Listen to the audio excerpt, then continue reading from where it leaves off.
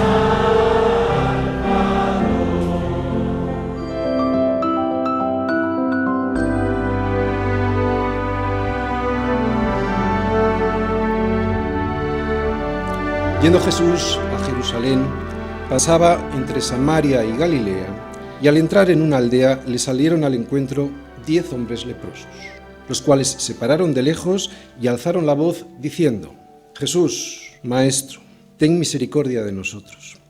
Cuando él les vio, les dijo: Id, mostraos a los sacerdotes. Y aconteciendo que mientras iban, fueron limpiados. Entonces uno de ellos, viendo que había sido sanado, volvió, glorificando a Dios a gran voz, y se postró rostro en tierra a sus pies, dándole gracias. Y este era samaritano. Respondiendo Jesús dijo: ¿No son 10 los que fueron limpiados? ¿Y los 9? ¿Dónde están? No es lo mismo estar agradecidos que dar gracias.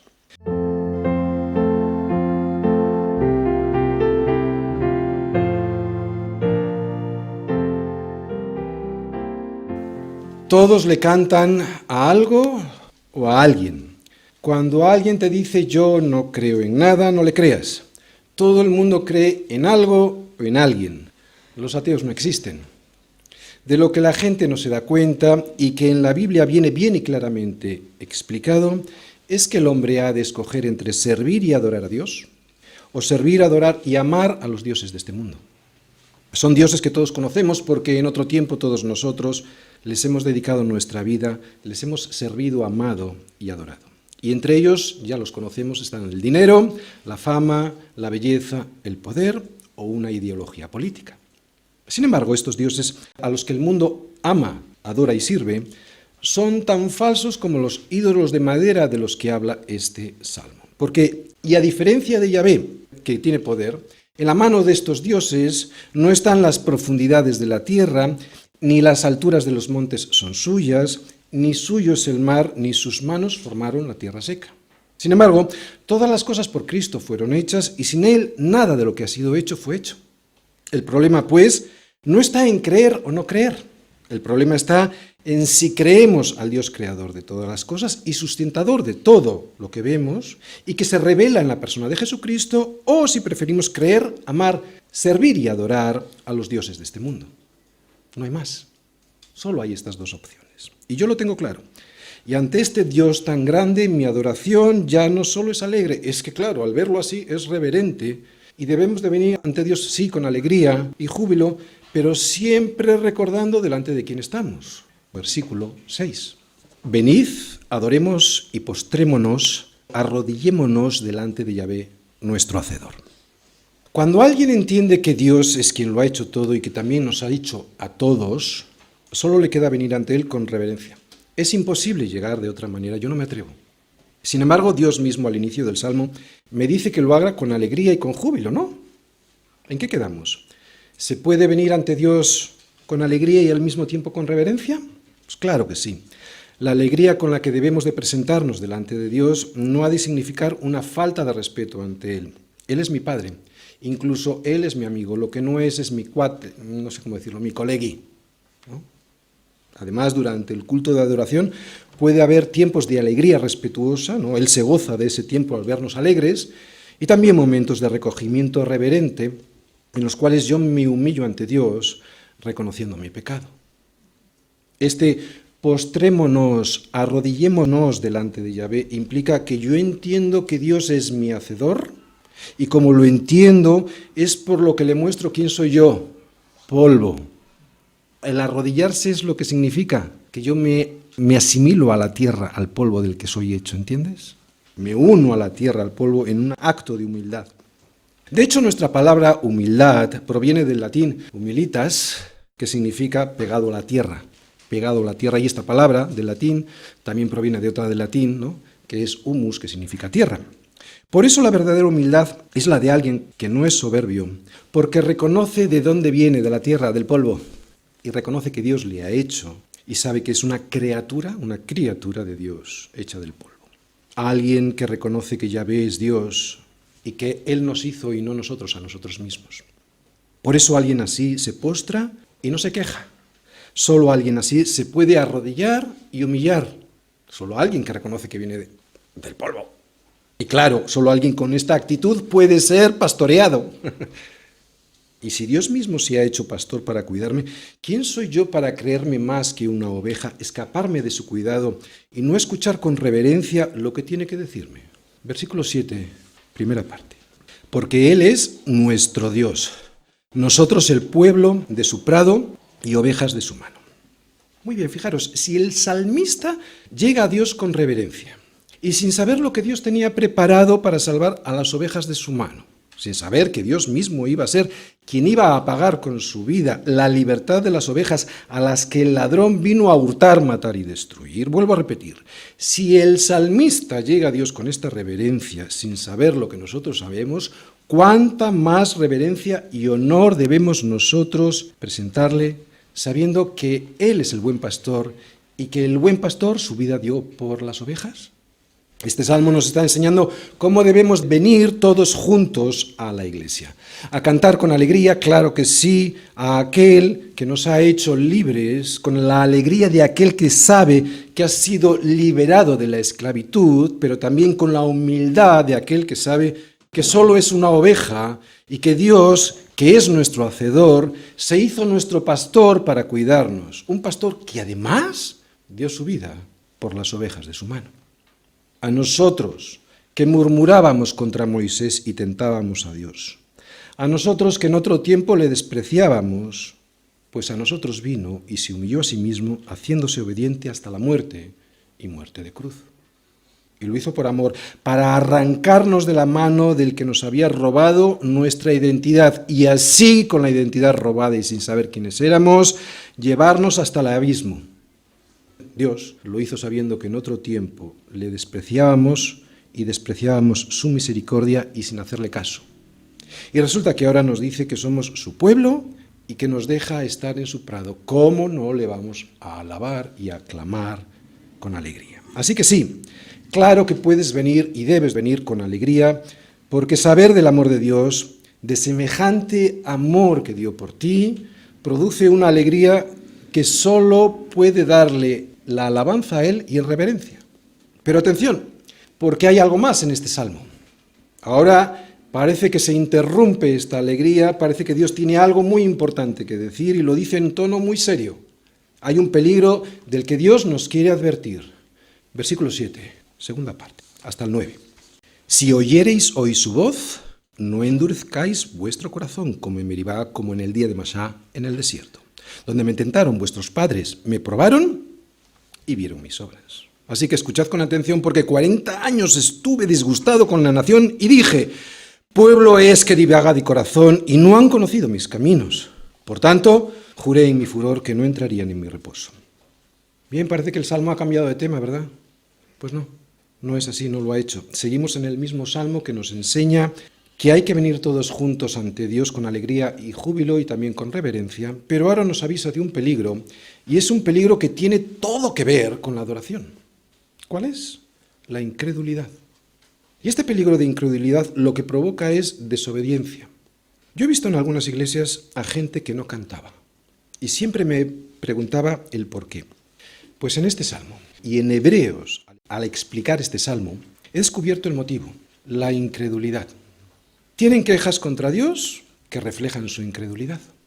Vamos a Hebreos. Hebreos 3, versículos del 7 al 19. Fijaros, aquí el autor de Hebreos va a empezar con estos versículos del Salmo, ¿vale? Del 7 al 11, y dice, por lo cual, como dice el Espíritu Santo, si oyereis hoy su voz, no endurezcáis vuestros corazones como en la provocación, en el día de la tentación en el desierto, donde me tentaron vuestros padres, me probaron, y vieron mis obras 40 años. A causa de lo cual me disgusté contra esa generación y dije, siempre andan vagando en su corazón y no han conocido mis caminos, por tanto juré en mi ira, no entrarán en mi reposo. Mirad, hermanos, que no haya en ninguno de vosotros corazón malo de incredulidad, para apartarnos del Dios vivo. Antes exhortaos los unos a los otros cada día, entre tanto que se dice hoy, para que ninguno de vosotros se endurezca por el engaño del pecado, porque somos hechos participantes de Cristo con tal que retengamos firme hasta el fin nuestra confianza del principio. Y vuelve a repetir el Salmo, este versículo 7 y 8, ¿no? Entre tanto que se dice, si oyereis hoy su voz, no endurezcáis vuestros corazones como en la provocación. ¿Quiénes fueron los que habiendo oído le provocaron? ¿No fueron todos los que salieron de Egipto por la mano de Moisés? ¿Y con quiénes estuvo él disgustado 40 años? ¿No fue con los que pecaron cuyos cuerpos cayeron en el desierto? ¿Y a quiénes juró que no entrarían en su reposo, sino a aquellos que desobedecieron? Y vemos que no pudieron entrar a causa de la incredulidad. Quejas contra Dios que reflejan incredulidad. Es lo que tenían los padres de aquellos a los que el salmista se dirige en este salmo. Y es lo que hoy también algunas personas tienen en su corazón, porque esto está para enseñanza nuestra. Hoy también, como no les basta con haber salido de Egipto y ser guiados, como no les basta el perdón de sus pecados y la vida eterna, y como creen que Dios les debería dar más de lo que tienen, se quejan contra Dios. No es una queja directa, ¿verdad? Es una queja contra los hermanos, contra mi esposa, contra mi marido, contra el pastor, ¿no? Contra Moisés. Pero lo que realmente refleja esta queja es que no están contentos con lo que Dios les ha dado. Gente que se queja porque ve a un hermano que tiene una esposa, o una casa, o un coche, o un ministerio que él no tiene y que cree que se merece. Por eso no cantan. Soberbia. Y al revés, hay gente que viene a la iglesia y que canta muy alegre, pero sin ningún entendimiento. Y es que no solo hay que venir contentos y reverentes, porque eso lo puede hacer mucha gente y de hecho lo hace. De lo que ahora Dios nos está advirtiendo es que la adoración consiste también en que hay que venir a la iglesia para escuchar, y también es adoración esto, Hay que venir a la iglesia a escuchar y obedecer a lo escuchado sin murmurar. Lo que hace que la adoración sea verdadera adoración es nuestra respuesta en obediencia a lo que Dios tiene que decirnos a través de su palabra. Si no, no hay adoración. Puede haber canciones y ser canciones muy alegres. Puede haber también reverencia y ser una reverencia impresionante. Pero si no prestamos atención a su palabra para obedecerla, no hay adoración, hay incredulidad. Y esta incredulidad es tentar a Dios. Y esta incredulidad tiene sus consecuencias. Por eso Dios nos advierte, ¿cómo? Si oyereis hoy su voz, no endurezcáis vuestros corazones. Y ha de ser hoy porque mañana no sabemos lo que sucederá. Yo sé que esto lo sabemos todos teóricamente, pero quiero que prestes atención a esto. Todos en el mundo pensamos que mañana nos levantaremos, pero es evidente que eso no le ocurrirá a todo el mundo. Algunos ni siquiera llegarán a acostarse hoy. Por eso Dios nos advierte y determina un día para poder escuchar su voz. Y ese día es hoy, no es mañana, porque para muchos el mañana no existirá. Para muchos, y aunque ellos no lo sepan, solo tienen hoy. Por eso hay que obedecer a Dios. Y si Él dice que debe de ser hoy, escúchale hoy y no endurezcas tu corazón. Un paréntesis. Mucha gente usa estos versículos sacados de su contexto para referirse al corazón de los incrédulos cuando no toman la decisión de escuchar al buen pastor, invitándolos a entrar en su redil, y que al no hacerle caso a esa voz, estos incrédulos, terminan con su corazón más duro que antes de escucharle. Y desde luego esto es así, esto es cierto, estos versículos también se pueden aplicar a ellos. De hecho, si la advertencia del endurecimiento del corazón es tan dura para un creyente, imagínate cómo puedes tener tú el corazón si es que no eres un discípulo de Jesús. Por eso, si eres uno de ellos, no endurezcas más tu corazón mientras puedas decir hoy, porque igual mañana no puedes decir hoy. Bien, pero es evidente, desde el principio del Salmo, que estas palabras son sobre todo para nosotros. Este salmo es un salmo que habla de la alabanza que se le debe a Dios en el marco de una asamblea de creyentes a la que se nos invita a todos a asistir. Por eso es una enseñanza sobre todo para nosotros. De hecho, somos expertos en resistir la voz de Dios, como en el desierto. El pueblo de Israel tentó a Dios con su reiterado comportamiento de murmuración y desobediencia. Y es que estos hombres estuvieron tentando a Dios hasta donde pudieron, como un niño pequeño prueba a su padre para ver hasta dónde es capaz de ceder. Tentaron a Dios para que cambiara su voluntad perfecta por las propuestas egoístas de su corazón. Lo intentaron, pero no lo consiguieron. Lo único que consiguieron fue algo mucho peor: enfadar a Dios, que no entraran en el reposo de Canaán y que consumieran su vida en el desierto dando vueltas durante 40 años. Los caminos de Dios son perfectos y cuando intentamos alterarlos para amoldarlos a nuestros deseos, lo que hacemos es tentar a Dios y demostramos falta de fe. Y a todos nos pasa. Pero esto no le da la gloria a Dios y mucho menos la alabanza. Probar a Dios significa, escucha bien, probar a Dios significa sentarle en una mesa y hacerle pasar un examen a ver si aprueba. Sí, para ver si aprueba como Dios. Y si no pasa la prueba dándonos lo que queremos, le suspendemos. En otros países creo que se dice reprobar, ¿no? Nosotros examinando a Dios y suspendiéndole. Y aunque muchos me dirán que no lo hacen, yo te voy a decir cómo muchas veces lo hacemos. Con nuestra actitud de disgusto, de mal humor, de falta de contentamiento, de murmuración. Es cierto que cuando actuamos así no pretendemos acusar a Dios o probarle. Pero en el fondo lo que estamos haciendo y diciendo con nuestro corazón es, con esta actitud de disgusto y de murmuración o de falta de contentamiento, lo que le estamos diciendo es: no lo estás haciendo bien, que sus planes no son los mejores, que ya podrías hacer las cosas mejor, Señor. Y esto es incredulidad. Y esta incredulidad, si es permanente y constante, endurece el corazón. Solo cuando Dios permite en su palabra probarle, lo podremos hacer. Pero Dios no va a consentir que sospechemos de su falta de amor. Una cosa es una petición aislada, incorrecta, y otra es una actitud permanente de exigencia para probar su amor a través de las cosas que me ha de conceder sí o sí, cómo y cuando yo quiero. Es como si mi hijo pretendiera probar mi amor pidiéndome todo tipo de cosas y si yo se las doy, significa que le quiero, y si no se las doy, significa que no le quiero. Esta situación terminaría hartándome y yo le pondría en disciplina por su propio bien. Debe ser triste para el Señor tener que estar constantemente mostrando sus obras para que le creamos.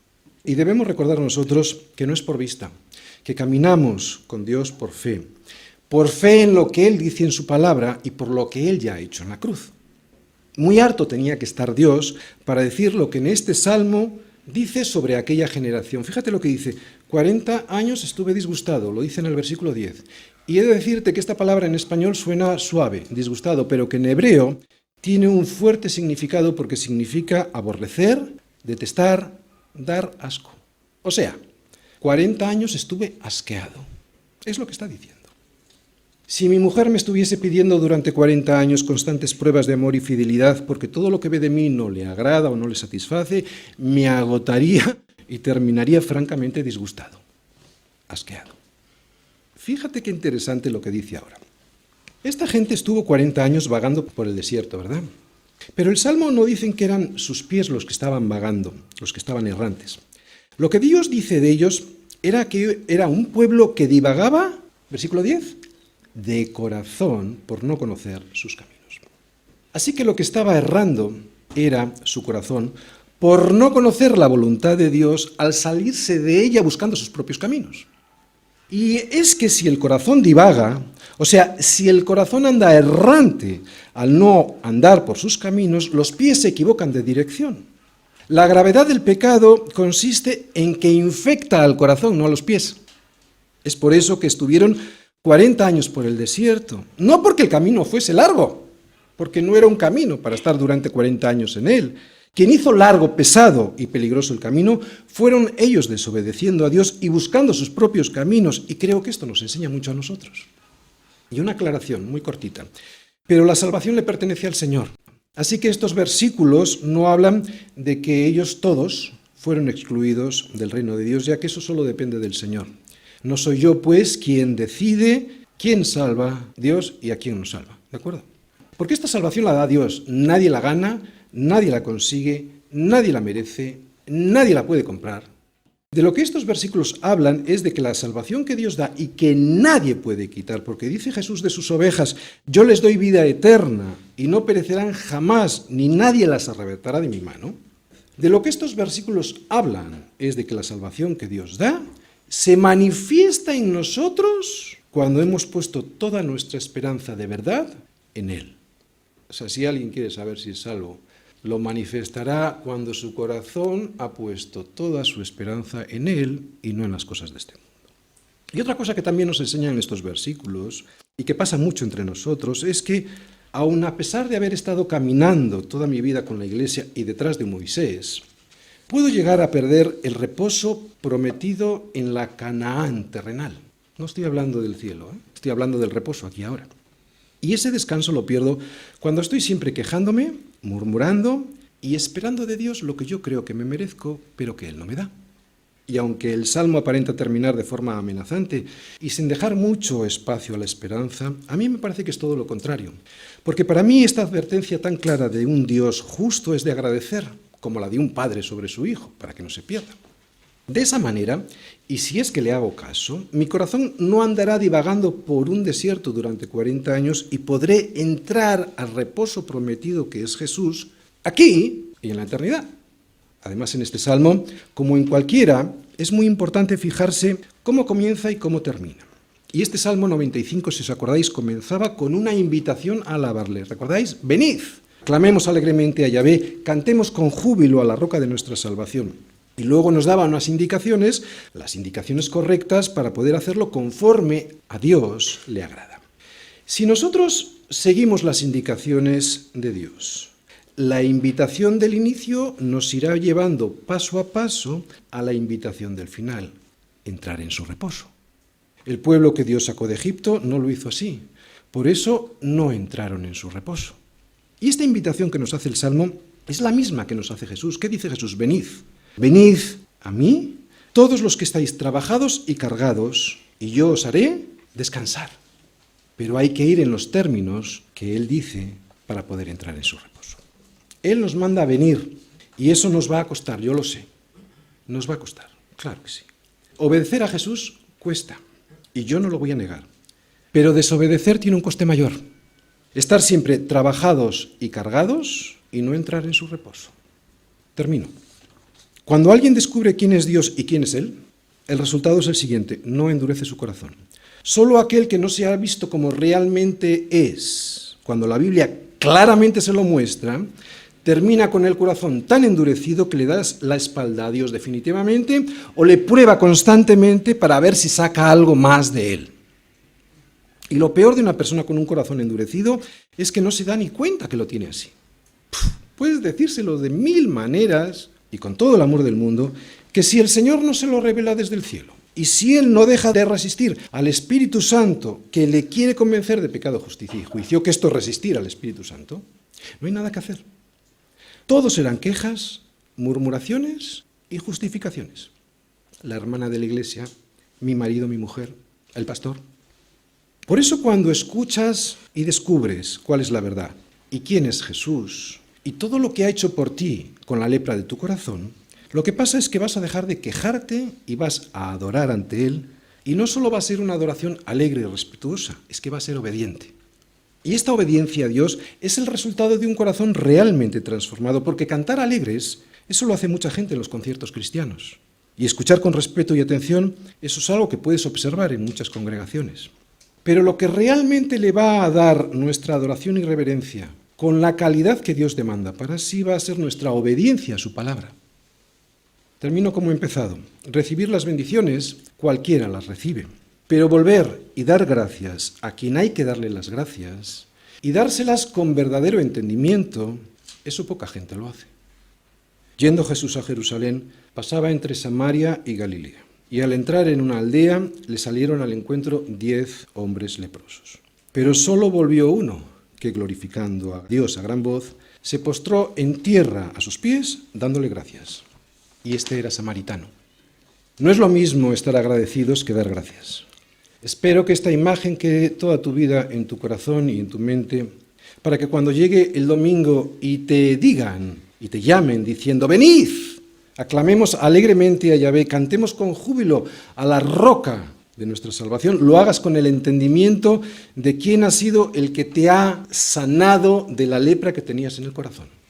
De esa manera podrás venir con verdadero entendimiento, júbilo y reverencia, y prestando atención a lo que oyes y sin quejarte, para que así, prestando atención a lo que oyes, obedezcas a lo escuchado y rindas tu vida a los pies de Cristo, como hizo el samaritano. Deseo para nuestra iglesia samaritanos agradecidos por lo que el Señor ha hecho en su corazón, porque de ese agradecimiento hará de ellos verdaderos adoradores. Adoradores que obedecen a la palabra con alegría, sin quejarse, sin murmurar y sin tentar a Dios. Amén.